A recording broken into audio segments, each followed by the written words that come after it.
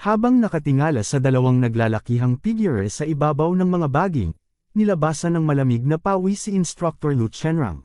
Napagtanto niyang hindi biro ang lakas ng lalaking nakamaskara at nasa bingit na sila ng panganib. Agad siyang humarap sa grupo at nag-utos na lumikas na agad, sabay sabing siya na ang baalang humarap sa dalawang kaaway. Pinamunuan ni Lin Zishan ang grupo at sumigaw na sumunod ang lahat sa kanya.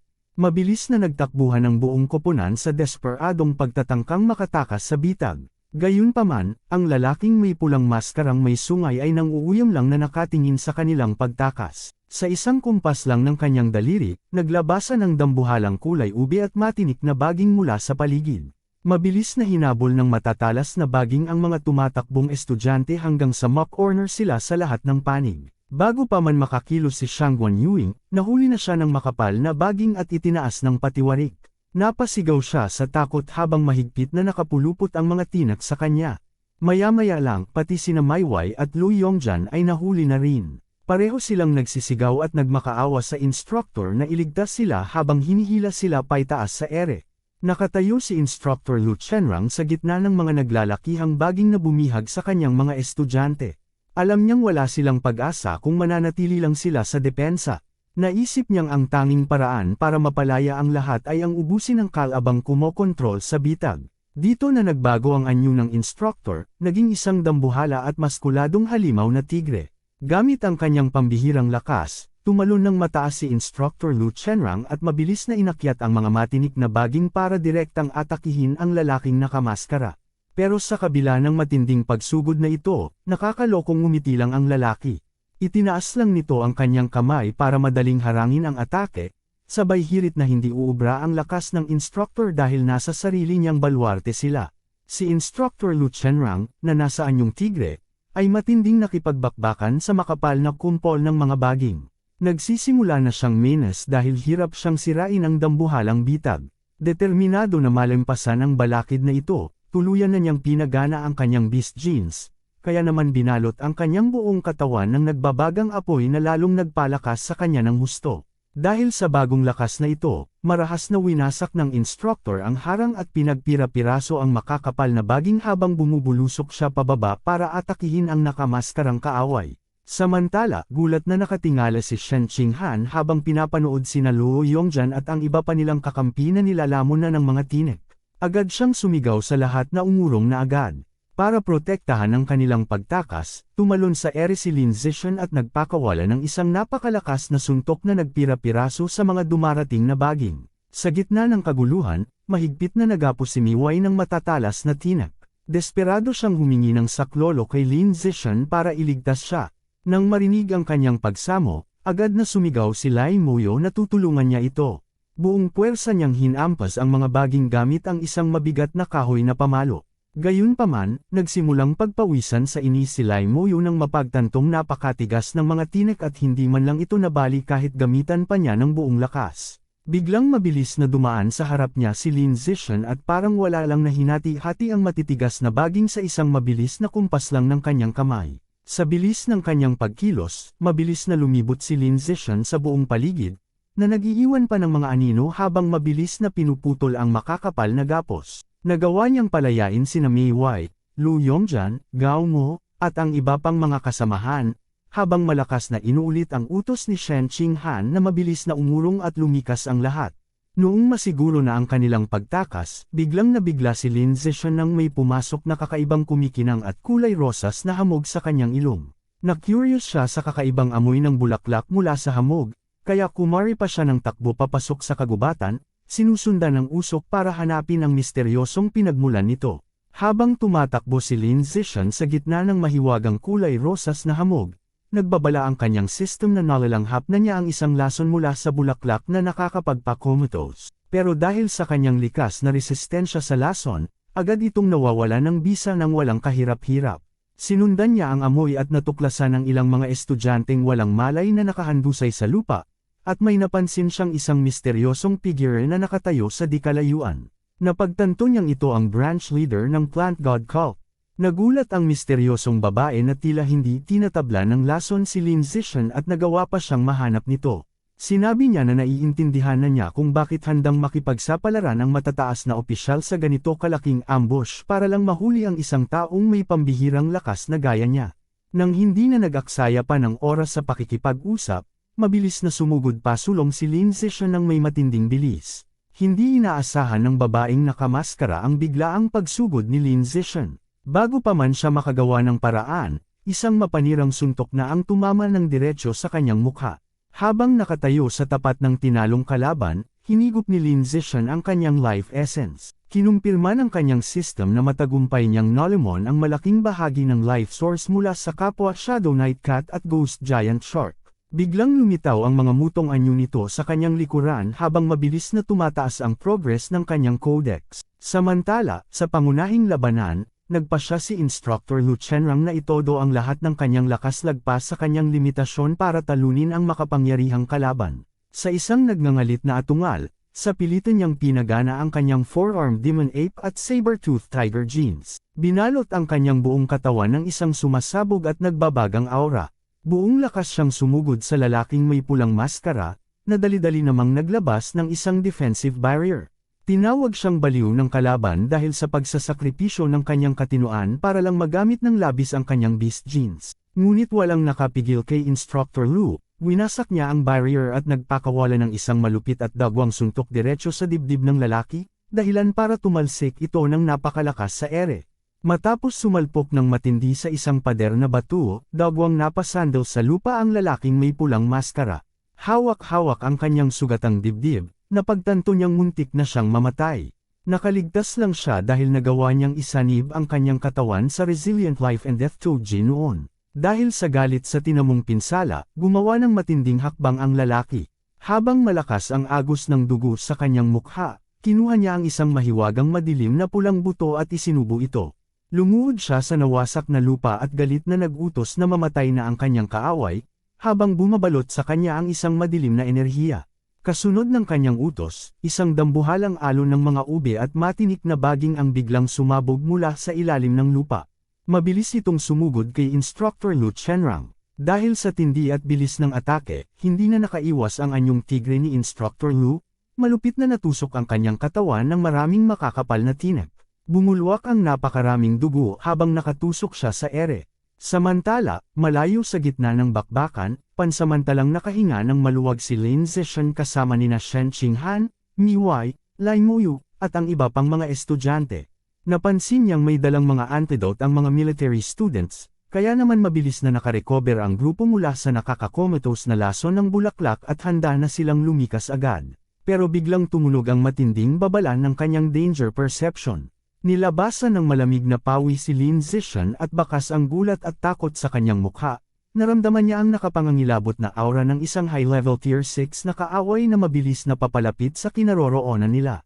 Humahagibis na lumabas mula sa kagubatan ang lalaking may pulang maskarang may sungay at diretsyong sumugod sa grupo. Sa pagkakataong ito, may mga matatalas at madidilim na baging nang lumalabas mismo sa kanyang likuran. Sa tindi ng galit na nakikita niya sa pagsugod nito, isang nakakanginig na katotohanan ang pumasok sa isip ni Lin Zishan, siguradong natalo na si Instructor Lu Chenrang. Hinarap ni Lin Zishan ang mga nailigtas niyang kasamahan at binalaan silang mabilis nang papalapit ang lalaking kumokontrol sa mga baging. Dahil wala na si Instructor Lu sa paligid, hinala niyang natalo na ito.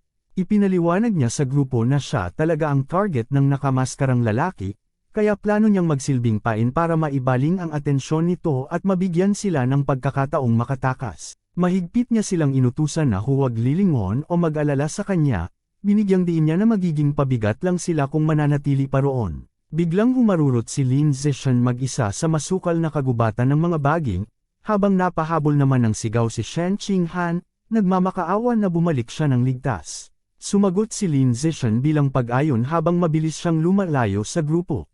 Naiwang balisang balisa si Shen Qinghan kasama nina Mai Wei at ang iba pa, habang nakakuyom ang kanyang mga kamay sa dibdib. Pait niyang inisip ang sariling kahinaan, napagtanto niyang sa kasalukuyan niyang antas, wala siyang maitutulong sa laban. Naghinagpis siya dahil ang tanging opsyon niya ay ang lumayo para hindi maging sagabal, habang buong pusong nagnanais na sana ay mas malakas pa siya. Habang mabilis na tumatalon-talon sa mga dambuhalang ugat at baging, Lumingon si Lin Zishan at nakumpirmang hinahabol nga siya ng lalaking nakamaskara, ibig sabihin, ligtas na sa wakas sina Shen Qinghan at ang buong koponan. Gayunpaman, habang pinagmamasdan ang kanyang humahabol, naramdaman ni Lin Zishan na may kakaiba. Masyadong mabagal ang kilos nito para sa isang high-level Tier 6 expert. Pilit ang pagsugod ng lalaking may pulang maskara, pero punit-punit na ang suot nito at tadtad ng dagwang sugat mula sa nakaraang laban. Maingat na sinuri ni Lin Zishan ang kalagayan ng kalaban. Nahinuha niyang dahil sa tindi ng mga pinsala nito, bumagsak ang tunay nitong lakas sa high-level Tier 4 na lang, isang antas na lang ang lamang nito sa kanya. Nang mapagtanto ang pagkakataong ito, agad na bumuo si Lin Zishan ng isang matapang na plano. Inisip ni Lin Zishan na magagamit niya ang hindi inaasahang pagkakataong ito para baligtarin ang sitwasyon at tuluyan ng patayin ang humahabol sa kanya. Habang pilit na inaakyat ni Lin Zishan ang mga dambuhalang ugat, pinapanood lang siya ng lalaking may pulang maskara mula sa ibaba, nang uuyam ito dahil akala niya ay tuluyan ng napagod at wala nang matatakbuhan ang kanyang biktima. Nang hindi nag-aaksaya ng oras, nagpakawala ang nakamaskarang lalaki ng sunod-sunod na matatalas at madidilim na baging na mabilis na humahagibis patungo kay Lin Zishan. Maliksi namang nakailag si Lin Zishan sa mga atake habang sinusuri ang sitwasyon. Nahinuha niyang nakapagtatakang mahina ang puwersa ng mga baging, kaya napagtanto niyang nagtitimpi ang lalaki dahil gusto siyang hulihing buhay. Dahil nakakita ng pagkakataong gamitin ang balak ng kaaway, nakipagsabayan sa laro si Lin Zishan, sadyang nagpatama siya sa isa sa mga makakapal na baging ng buong lakas sa kanyang likuran. Sa tindi ng impact, tumalsik si Lin Zishan at marahas na sumalpok sa kumpol ng dambuhalang ugat ng puno, na naglikha pa ng malaking butas sa lupa. Habang nakahandusay sa mga ugat, pinagana ni Lin Zishan ang kanyang natural camouflage para itago ang tunay niyang lagay at magmukhang talagang talunan na. Nilapitan siya ng nakamaskarang lalaki habang nagmumura, pero aminadong namangha sa bilis ng pagtakbo nito. Akala ng lalaki ay gumamit si Lin Zishan ng kung anong bagong military stimulant para maabot ang bilis na lagpas sa normal na kapasidad ng katawan nito. Habang nakatayo sa tapat ni Lin Zishan, galit na binanggit ng lalaki ang babaeng may maskarang may mga tinek na tinalo ni Lin Zishan kanina. Ibinunyag niya na isang hakbang na lang sana ang babaeng iyon para maging isang high-level creature at ito ang nagsisilbing personal niyang katulong. Ibinaling niya ang kanyang puot kay Lin Zishan dahil pinatay niya ang babaeng 5 taon din niyang sinanay. Naniniwala pa rin ang lalaki na nanalo lang si Lin Zishan dahil sa stimulant.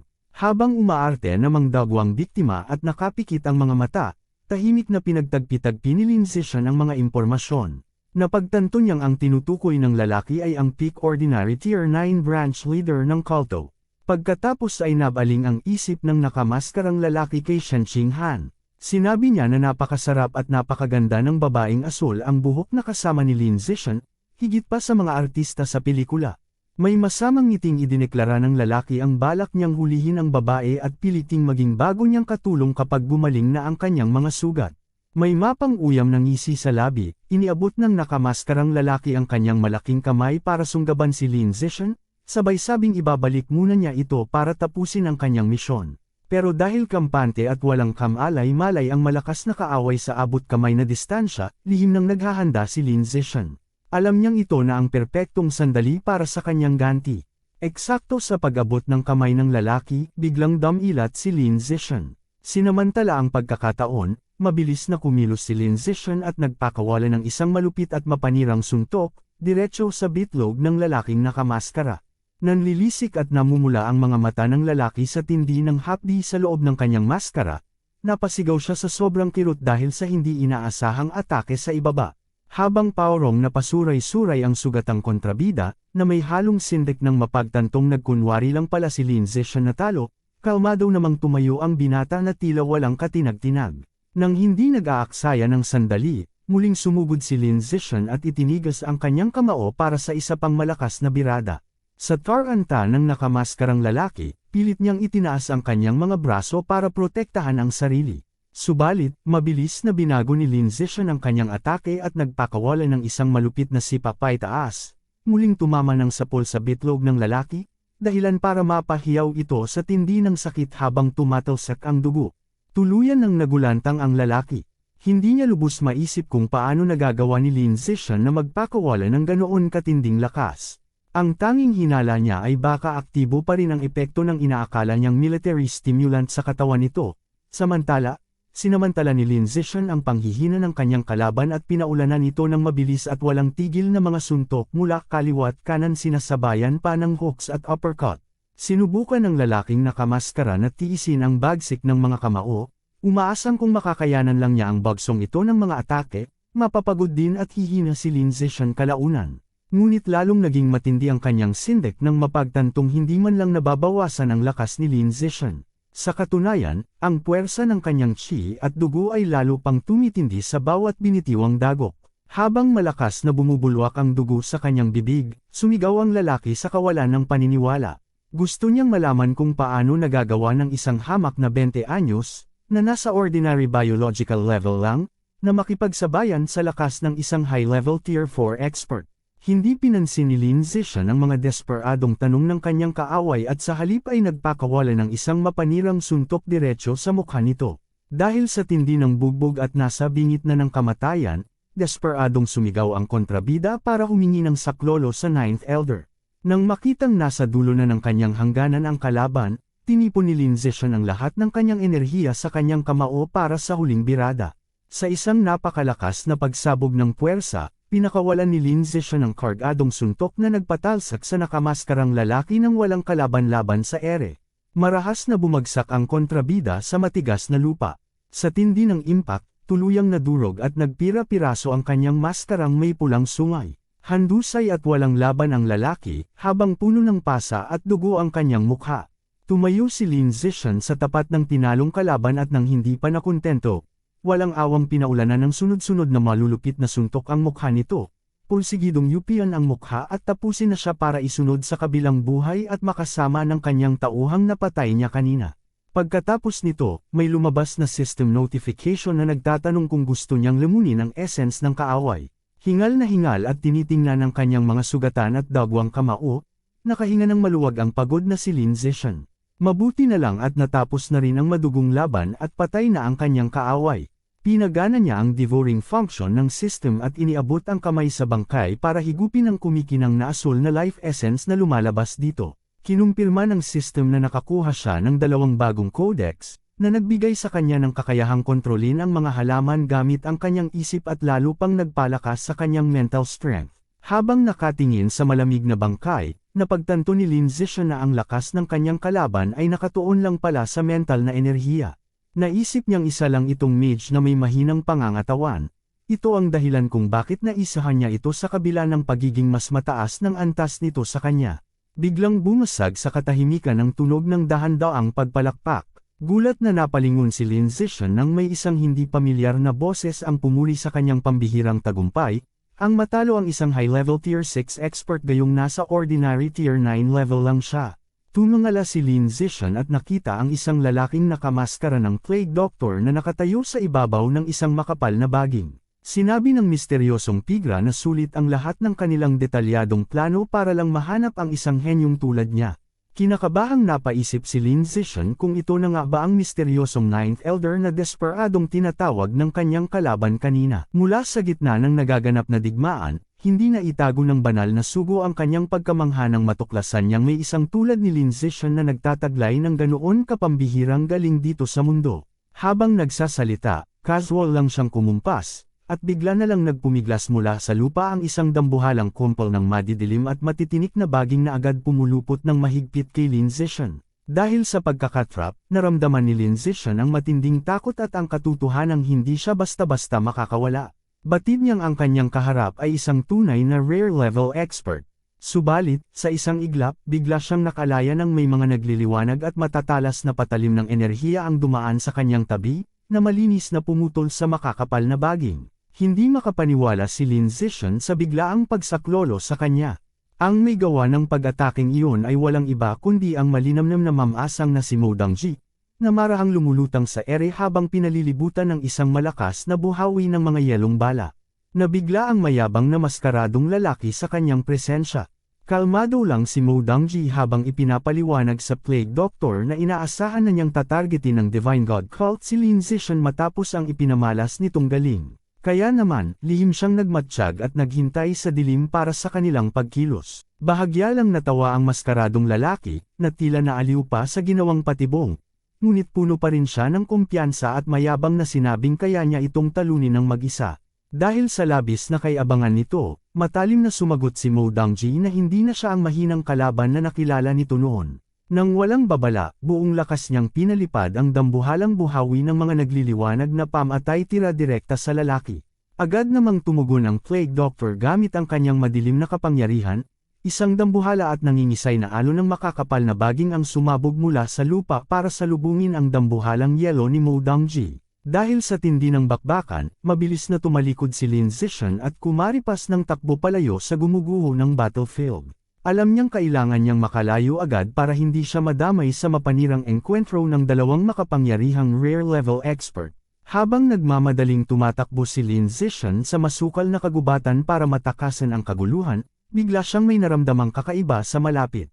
Huminto siya para mag-ingat at tignan kung sino o ano ang nagtatago roon. Laking gulat niya nang makita si Instructor Lu Chenrang, na nasa anyo pa rin ng isang dambuhalang tigre, na iginapos at binalot din ng mga madidilim at matitinik na baging. Agad na napansin ng instructor si Lin Zishan at desperado itong humingi ng saklolo. Nang makita ang kaawa-awang kalagayan ng kanyang matapang na guro, naisip ni Lin Zishan na ito na ang perpektong pagkakataon para subukan ang kanyang mga bagong tuklas na biological attributes. Nagningning ng matindi ang kanyang mga mata habang tinitipon ang kanyang lakas at isip, at dahan-dahang pinagana ang kanyang abilidad na kontrolin ang mga halaman.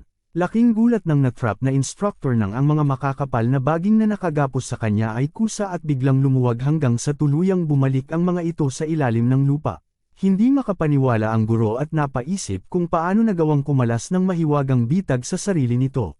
Matapos makalaya sa nasabing sakal ng mga baging, ligtas na tumayo ang instructor sa tabi ni Lin Zishan. Matalinong nagpaliwanag si Lin Zishan at sinabing napatay niya ang maskaradong lalaki sa pamamagitan ng isang mabilis na palihim na pag-atake dahil malubha na itong sugatan. Dahil patay na ang gumagamit ng mahika, natural lang na mawala ng bisa ang kapangyarihan ng mga baging. Dahil sa lohikal na paliwanag na ito, sinabi ng praktikal na instructor na hindi na sila dapat mag-aksaya ng panahon. Hinimok niya si Lin Zishan na hanapin na ang iba pa nilang kasamahan para makalikas na sa lugar, isang plano na agad namang sinang-ayunan ni Lin Zishan. Makalipas ang ilang tensyonadong minuto, nakarating din sila sa isang malawak na clearing kung saan nakaparada ang mga dambuhalang sasakyang militar sa pagitan ng mga higanteng ugat, at doon ay nagkakatipon ang mga nasagip na estudyante. Bigla ay may nakakita kay Lin Zishan sa gitna ng nag-aalalang karamihan at malakas na isinigaw ang kanyang pangalan sa tuwa. Si Shen Qinghan, na bakas ang labis na pag-aalala kanina, ay mabilis na kumalas sa grupo at kumaripas ng takbo patungo sa kanya. Umiiyak niyang sinabi kung gaano siya kasaya nang nagbalik itong ligtas. Walang pag-aalinlangan niyang niyakap ng mahigpit si Lin Zishan habang nanginginig ang kanyang mga bisig dahil sa emosyon. Humahagulgul niyang inamin kung gaano siya natakot na baka mawalan na ito at hindi na niya muling makita pa. Nagsusumamo siyang nakiusap na huwag na silang muling maghihiwalay. At habang pinapatahan, marahang gumanti ng yakap si Lin Zishan at nangakong magsasama na sila mula ngayon. Matapos ang madamdaming tagpong iyon, maingat na lumapit si Mai Wei para kumustahin ang pisikal na kondisyon ni Lin Zishan at tinanong kung nagtamo ba ito ng anumang sugat sa kanyang pagtakas. Inabutan niya ito ng isang mamahaling healing pill, ngunit magalang itong tinanggihan ni Lin Zishan at tiniyak sa kanya na wala siyang galos at hindi kailangan ng gamot. Gayunpaman, mapilit si Mai Wei at ipinilit ang gamot sa kamay ni Lin Zishan. Mahigpit niyang sinabi na itago na lang ito, sakaling kailanganin niya ito sa hinaharap. Isang hindi inaasahang pagmamalasakit ang ipinakita ni Mai Wei na ikinagulat at ikinatuwa ni Lin Zishan. Ngunit agad ding bumalik ang kanyang atensyon sa seryosong sitwasyon, at hinarap ang buong grupo. Malakas niyang inanunsyo na dahil kompleto na ang lahat, kailangan na nilang sumakay sa mga armored vehicle at lumikas agad mula sa mapanganib na lugar na iyon. Mahigpit niyang binalaan ang lahat na masyadong delikadong manatili pa roon, dahil isang nakatatakot at makapangyarihang rare-level expert mula sa Plant God Cult ang kasalukuyang nakikipagbakbakan kay Mo Dongji sa di kalayuan, at baka madamay lang sila sa tindi ng sagupaan. Sumunod ang lahat sa kanyang utos, mabilis na sumakay ang grupo sa mga sasakyang militar at humarurot palayo sa masukal na kagubatan. Habang nasa loob ng tumatakbong mga truck, hindi mapigilan ng mga nanginginig na estudyante na maglabas ng takot tungkol sa sitwasyon, hindi sila makapaniwalang naruroon ang isang rare level na kaaway at maging si Mo Dongji. Bukod dito, kinakabahan din silang nagtatanungan kung bakit hanggang ngayon ay wala pang ipinapadalang backup ang Central Military District sa kabila ng tindi ng banta sa kanilang buhay. Habang nagmamadaling tumatakas ang humaharurot na convoy, isang misteryosong figurang nakapaa ang biglang mabilis na bumagsak mula sa langit. Hamarang ito mismo sa kanilang dinadaanan kasabay ng pagbuga ng matinding nagliliwanag na kulay rosas na enerhiya. Nang makita ang estrangherong figure, may isang sumigaw mula sa loob ng sasakyan, na umaasang baka isa lang din ito sa kanilang mga instructor. Subalit, agad na nagkagulo at nagpanik ang lahat ng malinaw na makita ng nanlalaking mga mata ng driver ang nakatatakot na nilalang sa labas ng windshield, at agad itong sumigaw ng babala.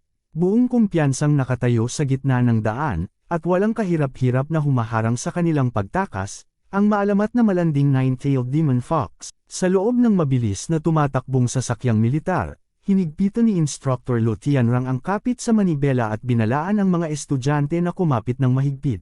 Alam niyang ang sinumang kayang lumitaw ng ganoon kailap sa mapanganib na lugar na ito ay siguradong kaaway na may masamang balak. Humaharurot ang dambuhalang truck patungo sa nine-tailed demon fox, habang umaatungal ang makina sa bako-bakong daan. Ngunit bago pa man ito tumama sa kanya, bigla siyang naglaho sa isang kisap mata ng kulay rosas na liwanag, na wala siyang parang bula ng walang iniwang bakas, na ikinagulantang ng mga nasa loob. Litong-lito ang mga estudyante sa kanilang nasaksihan, kinakabahan silang nagtitinginan sa loob ng masikip na sasakyan at nagtatanungan kung saan na nagpunta ang babaeng may tenga ng fox. Samantala, nilabasan ng malamig na pawis si Lin Zishan. Nanigas ang kanyang mukha habang pilit na pinapakiramdaman ang aura nito, pero laking gulat niya nang mapagtantong wala siyang maramdamang kahit ano. Batid niyang kahit si Instructor Lu, na isang advanced rank 6 expert, ay hindi rin siya maramdaman. Dito na kinabahan ng husto si Lin Zishan, ang antas ng kapangyarihan ng misteryosong babaeng ito ay tiyak na lampas pa sa advanced rank 6, isang nakatatakot na posibilidad na nagpabigat sa kanyang loob. Biglang muling lumitaw ang malanding nine-tailed demon fox sa loob mismo ng masikip na sasakyan. Marahan siyang lumulutang sa tapat ng mga nagulat na estudyante na tila hindi tinatablan ng gravity, habang pabirong nagtatanong kung siya ba ang hinahanap nila. Nang walang pag-aalinlangan, agad na hiningi ni Instructor Lu Tianrang ang kanyang pagkakakilanlan. Mabilis na nagbago ang kanyang anyo patungo sa pagiging isang dambuhalang tigre, umatungal siya ng malakas at buong puwersang sumugod mula sa upuan ng driver. Hindi man lang natinag ang demon fox sa paparating na dambuhala. Kalmado lang siyang tumingin pabalik, habang nagliliyab ang kanyang mga pulang mata at pinakawala ng kanyang kapangyarihang manghipnotismo.